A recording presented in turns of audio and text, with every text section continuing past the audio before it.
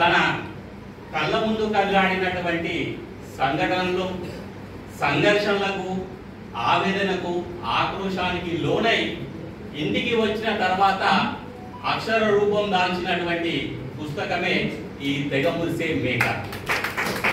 మార్చి 1 రోజు Hyderabad Basheerbagh press club లో పుస్తకావిష్కరణ కార్యక్రమానికి నేను మా మిత్రులు వెళ్ళినప్పుడు తన కవితలు, రచనలు ఏ విధంగా ఉన్నాయి ఒకసారి మరి ఇంటికి వచ్చిన తర్వాత చూద్దాము అంటే నేను హైదరాబాద్ నుంచి ఎల్లారెడ్డిపేట వచ్చేసరికి midnight 1:30 అయింది.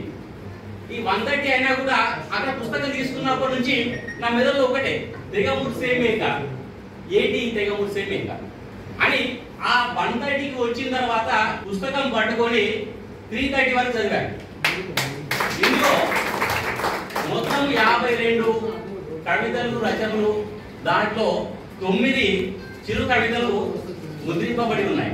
అంటే ఒక జర్నలిస్టు కవిగా, రచయితగా మారితే ఏ విధంగా ఉంటుంది అంటే తెగ మురిసే మేక అందుకు నిదర్శనం అని నేను గర్వంగా చెప్పుకుంటాను.